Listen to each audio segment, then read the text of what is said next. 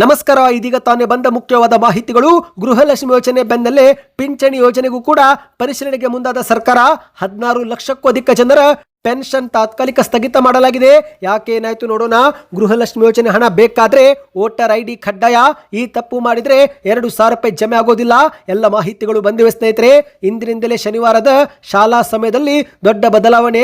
ಶಿಕ್ಷಣ ಇಲಾಖೆಯಿಂದ ಹೊಸ ಟೈಮಿಂಗ್. ಎಲ್ಲ ಮಾಹಿತಿ ಬಂದಿವೆ ಸ್ನೇಹಿತರೆ. ನಿಮ್ಮ ಹತ್ತಿರ ಒಂದಕ್ಕಿಂತ ಹೆಚ್ಚು ಬ್ಯಾಂಕ್ ಖಾತೆ ಇದ್ರೆ ಈ ವಿಡಿಯೋ ಪೂರ್ತಿಯಾಗಿ ನೋಡಿ. ಹೈಕೋರ್ಟ್ ನಿಂದ ಮಹತ್ವದ ತೀರ್ಪು. ಮತ್ತೊಂದೆಡೆಯಲ್ಲಿ ಮನೆಯಿಲ್ಲದವರಿಗೆ ಗುಡ್ ನ್ಯೂಸ್ ಕೊಟ್ಟ ಮುಖ್ಯಮಂತ್ರಿ DK ಶಿವಕುಮಾರ್ ಅವರು ವಸತಿ ಪರಿಶೀಲನಾ ಸಭೆಯಲ್ಲಿ ಅಧಿಕಾರಿಗಳ ವಿರುದ್ಧ ಕ್ಲಾಸ್ ತೆಗೆದುಕೊಂಡಿದ್ದಾರೆ. ಲಾಟರಿ ಮೂಲಕ ಮನೆ ಹಂಚಿಕೆ ಮಾಡುವಂತೆ ನಿರ್ದೇಶನ ಕೊಟ್ಟಿದ್ದಾರೆ. ಏನಿದು ಹೊಸ ನಿಯಮ ನೋಡೋಣ. ಇನ್ನು ಬಂಗಾರ ಪ್ರಿಯರಿಗೆ ಭರ್ಜರಿ ಗುಡ್ ನ್ಯೂಸ್. ಸತತವಾಗಿ ಕುಸಿತ ಕಾಣುತ್ತಿರುವ ಬಂಗಾರ ಇವತ್ತಿನ ಬೆಲೆ ಏನಿದೆ, ಎಷ್ಟು ಇಳಿಕೆ ಆಗಿದೆ, ಎಲ್ಲ ಮಾಹಿತಿಗಳನ್ನು ನೋಡೋಕ್ಕೂ ಮೊದಲು ನೀವು ನಮ್ಮ ಚಾನಲ್ಗೆ ಮೊದಲು ಬಾರಿ ಭೇಟಿ ಕೊಡ್ತಾ ಇದ್ರೆ ದಯವಿಟ್ಟು ಸಬ್ಸ್ಕ್ರೈಬ್ ಆಗಿ ಪಕ್ಕದಲ್ಲಿ ಕಾಣಿಸೋ ಗಂಟೆ ಕೂಡ ಒತ್ತಿದ್ರೆ ಕರ್ನಾಟಕದ ಮುಖ್ಯವಾದ ಮಾಹಿತಿಗಳು ನಿಮಗೆ ಸಿಗುತ್ತವೆ. ವಿಡಿಯೋಗೆ ಲೈಕ್ ಮಾಡಿ ಮತ್ತು ವಿಡಿಯೋ ಪೂರ್ತಿಯಾಗಿ ನೋಡಿ. ಬನ್ನಿ ಸ್ನೇಹಿತರೆ, ಎಲ್ಲ ಮಾಹಿತಿಗಳನ್ನ ಡೀಟೇಲ್ ಆಗಿ ನೋಡೋಣ. ನಿಮಗೆಲ್ಲರಿಗೂ ಗೊತ್ತಿರುವಂತೆ ಗೃಹಲಕ್ಷ್ಮಿ ಯೋಜನೆಯಲ್ಲಿ ಅನರ್ಹರು ಕೂಡ ಲಾಭ ಪಡೆದುಕೊಂಡಿರುವುದು ಸರ್ಕಾರದ ಗಮನಕ್ಕೆ ಬಂದಿದ್ದು, ಹಾಗಾಗಿ ಗೃಹಲಕ್ಷ್ಮಿ ಮತ್ತು ಗೃಹಜ್ಯೋತಿ ಯೋಜನೆಯನ್ನ ಮರುಪರಿಶೀಲನೆ ಮಾಡಲಾಗುತ್ತಿದೆ. ಆದರೆ ಸ್ನೇಹಿತರೆ, ಇದೀಗ ಪಿಂಚಣಿ ಪಡೆದುಕೊಳ್ಳುತ್ತಿರೋರಿಗೂ ಕೂಡ ಶಾಕಿಂಗ್ ಸುದ್ದಿ. 16 ಲಕ್ಷಕ್ಕೂ ಅಧಿಕ ಜನರ ಪೆನ್ಷನ್ ತಾತ್ಕಾಲಿಕವಾಗಿ ಸ್ಥಗಿತ ಮಾಡಲಾಗಿದೆ. ಹೌದು, ಕರ್ನಾಟಕದಲ್ಲಿ ಅನರ್ಹರು ಮತ್ತು ನಕಲಿ ದಾಖಲೆ ಸೃಷ್ಟಿ ಮಾಡಿ ಸರ್ಕಾರದ ಯೋಜನೆ ಲಾಭ ಪಡೆದುಕೊಳ್ಳುತ್ತಿರುವವರಿಗೆ ಕಡಿವಾಣ ಹಾಕಲು ಕಂದಾಯ ಇಲಾಖೆ ಮುಂದಾಗಿದೆ. ಈಗಾಗಲೇ ಗೃಹಲಕ್ಷ್ಮಿ ಮತ್ತು ಗೃಹಜ್ಯೋತಿ ಯೋಜನೆಯಂತಹ ಗ್ಯಾರಂಟಿಗಳ ಪರಿಷ್ಕರಣೆ ಬೆನ್ನಲ್ಲೇ ವಿವಿಧ ಸಾಮಾಜಿಕ ಭದ್ರತಾ ಯೋಜನೆಗಳ ಅಡಿಯಲ್ಲಿ ಪಿಂಚಣಿ ಪಡೆದುಕೊಳ್ಳುತ್ತಿದ್ದಂತ 16,42,000 ಫಲಾನುಭವಿಗಳ ಖಾತೆಯನ್ನು ರಾಜ್ಯ ಸರ್ಕಾರ ತಾತ್ಕಾಲಿಕವಾಗಿ ಅಮಾನತುಗೊಳಿಸಿದೆ. ಅಂದ್ರೆ ಸ್ನೇಹಿತರೆ, ಅನರ್ಹರು ಎಂಬ ಒಂದು ಅನುಮಾನ ಬಂದಿದ್ದು, ಹಾಗಾಗಿ ತಾತ್ಕಾಲಿಕವಾಗಿ ಹಣ ಹೋಗದಂತೆ ತಡೆ ಹಿಡಿಯಲಾಗಿದೆ. ಹೌದು, ರಾಜ್ಯಾದ್ಯಂತ ವೃದ್ಧಾಪ್ಯ, ವಿಧವೆ ಹಾಗೂ ವಿಕಲಚೇತನರ ಪಿಂಚಣಿ ಸೇರಿದಂತೆ ಒಟ್ಟು 83 ಲಕ್ಷಕ್ಕೂ ಅಧಿಕ ಫಲಾನುಭವಿಗಳಿದ್ದು, ಈ ಪೈಕಿ ಸುಮಾರು 16 ಲಕ್ಷಕ್ಕೂ ಅಧಿಕ ಫಲಾನುಭವಿಗಳು ಅನರ್ಹರು ಎಂಬ ಒಂದು ಸಂಶಯ ಬಂದಿದೆ. ಈ ಒಂದು ಹಿನ್ನೆಲೆಯಲ್ಲಿ ತಂತ್ರಜ್ಞಾನ ಆಧಾರಿತ ಸಂಯೋಜನಾ ಆ್ಯಪ್ ಮೂಲಕ ಸಂದೇಹಾಸ್ಪದ ಖಾತೆಗಳನ್ನ ಮರುಪರಿಶೀಲನೆ ಮಾಡಲು ಗ್ರಾಮ ಆಡಳಿತಾಧಿಕಾರಿಗಳಿಗೆ ಸೂಚನೆ ಕೊಡಲಾಗಿದೆ. ಹೌದು ಗೆಳೆಯರೆ, ವಿಶೇಷ ಜಂಟಿ ಪರಿಶೀಲನೆ ವೇಳೆ ನಕಲಿ ದಾಖಲೆ ಸಲ್ಲಿಕೆ ಮಾಡಿರುವುದು, ತಪ್ಪು ವಯಸ್ಸಿನ ಮಾಹಿತಿ ನೀಡಿರುವುದು ಬೆಳಕಿಗೆ ಬಂದಿದೆ. ಅಷ್ಟು ಮಾತ್ರವಲ್ಲ, ಸಾವಿರಾರು ಜನರು ನೀಡಿದ ವಿಳಾಸದಲ್ಲಿ ಯಾರೂ ಕೂಡ ವಾಸವಾಗದಿರುವುದು ಕೂಡ ಬೆಳಕಿಗೆ ಬಂದಿದ್ದು, ಎಷ್ಟೋ ಜನರು ಆದಾಯ ಪ್ರಮಾಣ ಪತ್ರವನ್ನು ಕೂಡ ಸಲ್ಲಿಕೆ ಮಾಡಿಲ್ಲ. ಹೀಗೆ ಸರ್ಕಾರ ಒಟ್ಟು 16 ಲಕ್ಷ ಅನರ್ಹರನ್ನೀಗ ಪತ್ತೆ ಮಾಡಿ ಪಿಂಚಣಿಯನ್ನ ತಕ್ಷಣವೇ ತಡೆ ಹಿಡಿಯಲಾಗಿದೆ. ಸ್ನೇಹಿತರೆ, ನಿಮ್ಮ ಬ್ಯಾಂಕ್ ಖಾತೆಗೂ ಪಿಂಚಣಿ ಬಂದಿಲ್ವಾ? ಕಮೆಂಟ್ ಮಾಡಿ. ಅಂದ ಹಾಗೆ ಸ್ನೇಹಿತರೆ, ನಿಮಗೇನಾದರೂ ಈ ಒಂದು ಪಿಂಚಣಿ ಬಂದಾಗಿದ್ರೆ ನೀವು ನಿಮ್ಮ ಒಂದು ಊರಿನ ಅಥವಾ ತಾಲೂಕಿನ ತಹಶೀಲ್ದಾರ್ ಮೂಲಕ ಶೀಘ್ರದಲ್ಲೇ ಭೇಟಿ ಮಾಡಿ ಮತ್ತೊಮ್ಮೆ ಅರ್ಜಿ ಹಾಕಬೇಕಾಗುತ್ತೆ. ನೋಟಿಸ್ ತಲುಪಿದ ದಿನದಿಂದ 30 ದಿನಗಳ ಒಳಗೆ ತಮ್ಮ ಒಂದು ವಯಸ್ಸು, ಆದಾಯ, ನಿವಾಸದ ಅಸಲಿ ದಾಖಲೆಗಳನ್ನು ಕಚೇರಿಗೆ ಸಲ್ಲಿಸಿ ಅರ್ಹತೆ ಸಾಬೀತುಪಡಿಸಬೇಕು. ಸೂಕ್ತ ದಾಖಲಾತಿ ಒದಗಿಸಿದರೆ ಮಾತ್ರ ಅಂತವರ ಮಾಸಿಕ ಪಿಂಚಣಿಯನ್ನ ಮತ್ತೊಮ್ಮೆ ಪುನರಾರಂಭಿಸಲಾಗುವುದು ಎಂದು ಕಂದಾಯ ಇಲಾಖೆ ಸ್ಪಷ್ಟನೆ ಕೊಟ್ಟಿದೆ. ಸ್ನೇಹಿತರೆ, ಬನ್ನಿ ಈಗ ಎರಡನೇ ಮಾಹಿತಿಗೆ ಹೋಗೋಣ. ಪಂಚ ಗ್ಯಾರಂಟಿಗಳಲ್ಲಿ ಒಂದಾಗಿರುವ ಗೃಹಲಕ್ಷ್ಮಿ ಯೋಜನೆ ಫಲಾನುಭವಿಗಳಿಗೆ ದೊಡ್ಡದಾದ ಸುದ್ದಿ ಒಂದು ಹೊರಬಿದ್ದಿದೆ. ಹೌದು, ಗೃಹಲಕ್ಷ್ಮಿ ಯೋಜನೆಯಲ್ಲಿ ಪಾರದರ್ಶಕತೆ ತರಲು ಮತ್ತು ನಿಜವಾದ ಫಲಾನುಭವಿಗಳನ್ನು ಗುರುತಿಸಲು ಸರ್ಕಾರ ಈಗ ಮರುಪರಿಶೀಲನೆ ಪ್ರಕ್ರಿಯೆ ಆರಂಭಿಸಿದ್ದು, ಇದರ ಭಾಗವಾಗಿ ಪ್ರತಿಯೊಬ್ಬ ಮಹಿಳೆಯೂ ಈಗ ವೋಟರ್ ID ಕಾರ್ಡು ಇರುವುದು ಕಡ್ಡಾಯ ಮಾಡಲಾಗಿದೆ. ಹೌದು ಗೆಳೆಯರೆ, ಈ ಒಂದು ಹಿಂದೆ ಅರ್ಜಿ ಸಲ್ಲಿಕೆ ಮಾಡುವಾಗ ಆಧಾರ್ ಕಾರ್ಡು ಪ್ರಮುಖ ದಾಖಲೆಯಾಗಿತ್ತು.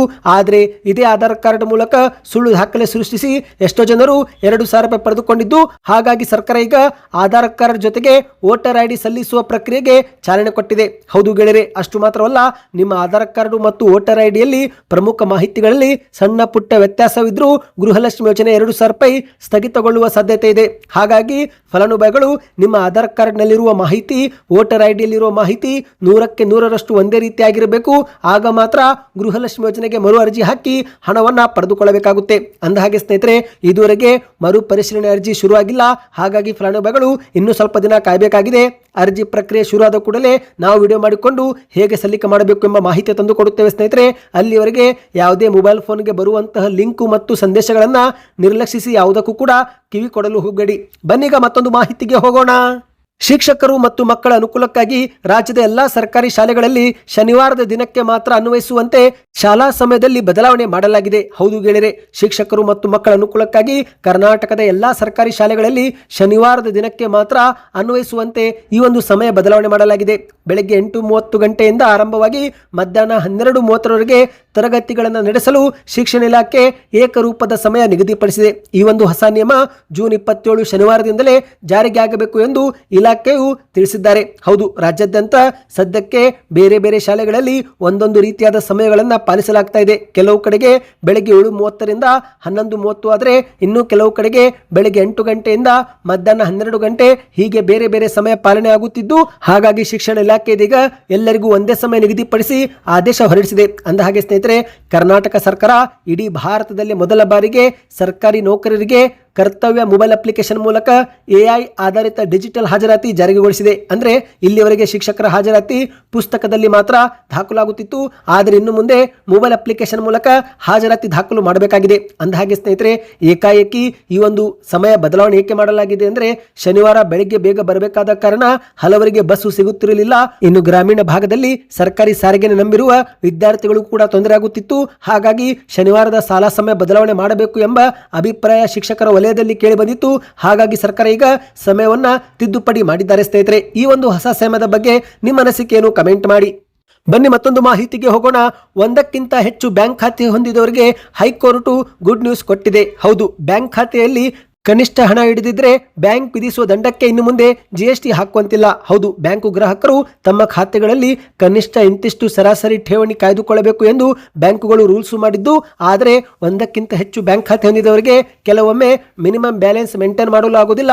ಅದಕ್ಕಾಗಿಯೇ ಬ್ಯಾಂಕುಗಳು ದಂಡವನ್ನು ಹಾಕುತ್ತಿದ್ದು, ಕೆಲವು ಕಡೆ ದಂಡದ ಮೊತ್ತಕ್ಕೆ GST ಕೂಡ ಹಾಕುತ್ತಿದ್ದಾರೆ. ಹಾಗಾಗಿ ಈಗ ಇನ್ನು ಮುಂದೆ ಈ ಒಂದು GST ಅನ್ವಯಿಸುವುದಿಲ್ಲ ಎಂದು ಹೈಕೋರ್ಟ್ ಮಹತ್ವದ ತೀರ್ಪು ನೀಡಿದೆ. ಹೌದು, ಖಾತೆಗಳಲ್ಲಿ ಕನಿಷ್ಠ ಮೊತ್ತವನ್ನು ನಿರ್ವಹಿಸುವುದು ಬ್ಯಾಂಕ್ ಮತ್ತು ಗ್ರಾಹಕರ ನಡುವಿನ ಒಪ್ಪಂದದ ಒಂದು ನಿಯಮವಷ್ಟೇ ಹೊರತು ಅದು ತೆರಿಗೆ ವಿಧಿಸಬಹುದಾದಂತ ಯಾವುದೇ ಶುಲ್ಕವಲ್ಲ ಎಂದು ನ್ಯಾಯಾಲಯ ಸ್ಪಷ್ಟಪಡಿಸಿದೆ. ಹೌದು ಗೆಳೆಯರೆ, ಇದೊಂದು ಗುಡ್ ನ್ಯೂಸ್ ಆಗಿದೆ.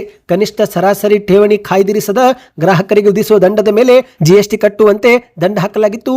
ಈ ಒಂದು ಅರ್ಜಿ ಸುದೀರ್ಘ ವಿಚಾರಣೆ ಮಾಡಿದಂತ ನ್ಯಾಯಮೂರ್ತಿ SR ಕೃಷ್ಣನ್ ಅವರು ಈ ಒಂದು ನೋಟಿಸ್ ಅನ್ನು ರದ್ದುಪಡಿಸಿ ಆದೇಶ ಹೊರಡಿಸಿದ್ದಾರೆ.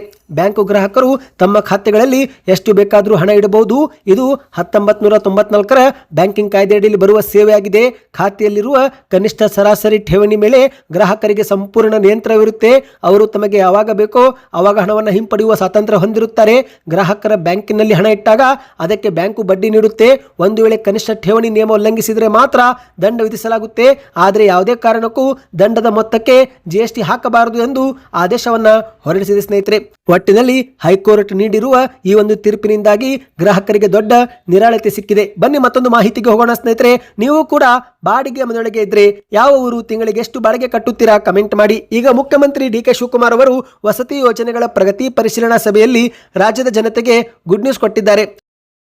ಲಾಟರಿ ಮೂಲಕ ಮನೆ ಹಂಚಿಕೆ ಮಾಡಿ ಎಂದು ಅಧಿಕಾರಿಗಳಿಗೆ ಸೂಚನೆ ಕೊಟ್ಟಿದ್ದಾರೆ. ಹೌದು, ಪ್ರತಿಯೊಬ್ಬರಿಗೂ ಕೂಡ ತಮ್ಮದೇ ಆದ ಒಂದು ಸ್ವಂತ ಮನೆ ಇರಬೇಕು ಎಂಬ ಕನಸು ಆಗಿರುತ್ತೆ. ಸರ್ಕಾರಗಳು ಕೂಡ ಹಲವಾರು ಯೋಜನೆಗಳನ್ನು ಜಾರಿಗೆ ತಂದಿದ್ದು, ಅದೆಷ್ಟೋ ಜನರು ಹಣವನ್ನ ಕಟ್ಟಿ ಅರ್ಜಿ ಹಾಕಿ ವರ್ಷಗಳೇ ಕಳೆದರೂ ಕೂಡ ಸರ್ಕಾರದಿಂದ ಇದುವರೆಗೆ ಮನೆ ಹಂಚಿಕೆ ಆಗಿಲ್ಲ. ಈ ಒಂದು ವಿಚಾರವನ್ನ ಎತ್ತಿ ಮಾತನಾಡಿದಂತ DK ಶಿವಕುಮಾರ್ ಅವರು ಹಲವು ವರ್ಷಗಳ ಹಿಂದೆ ಹಣವನ್ನ ಕಟ್ಟಿ ಅರ್ಜಿ ಸಲ್ಲಿಕೆ ಮಾಡಿದವರನ್ನು ಇನ್ನು ಎಷ್ಟು ವರ್ಷ ಕಾಯಿಸ್ತೀರಿ, ಮೊದಲವರಿಗೆ ಮನೆಗಳನ್ನು ವಿತರಿಸಿ ಎಂದು ಅಧಿಕಾರಿಗಳಿಗೆ ಖಡಕ್ ಸೂಚನೆ ಕೊಟ್ಟಿದ್ದಾರೆ. ಅಷ್ಟು ಮಾತ್ರವಲ್ಲ ಸ್ನೇಹಿತರೆ, ಗ್ರಾಮೀಣ ವಸತಿ ಯೋಜನೆಗಳು ಹಾಗೂ ನಿವೇಶನ ಹಂಚಿಕೆಯಲ್ಲಿ ಆಗುತ್ತಿರುವ ವಿಳಂಬದ ಬಗ್ಗೆಯೂ ಕೂಡ DK ಶಿವಕುಮಾರ್ ಅವರು ಅಸಮಾಧಾನ ಹೊರಗೆ ಹಾಕಿದ್ದಾರೆ.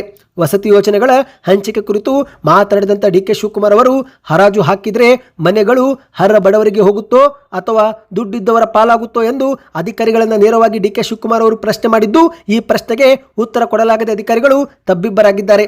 ಆಗ ಮತ್ತೆ ಮಾತನಾಡಿದಂತ DK ಶಿವಕುಮಾರ್ ಅವರು ಹರಾಜು ಮಾಡುವ ವ್ಯವಸ್ಥೆಯನ್ನ ಸಂಪೂರ್ಣವಾಗಿ ಬಂದ್ ಮಾಡಿ ಸಾರ್ವಜನಿಕರ ಸಮ್ಮುಖದಲ್ಲೇ ಲಾಟರಿ ಎತ್ತುವ ಮೂಲಕ ಪಾರದರ್ಶಕವಾಗಿ ಮನೆಗಳನ್ನು ಹಂಚಿಕೆ ಮಾಡಿ ಎಂದಿದ್ದಾರೆ. ನೀವು ಲಾಟರಿ ಮಾಡಿ ಅಥವಾ ಯಾವುದೇ ಮಾರ್ಗವಾದರೂ ಹುಡುಕಿ ಒಟ್ಟಾರೆಯಾಗಿ ನಿಜವಾದ ಅರ್ಹರಿಗೆ ಮನೆ ಸಿಗಬೇಕು.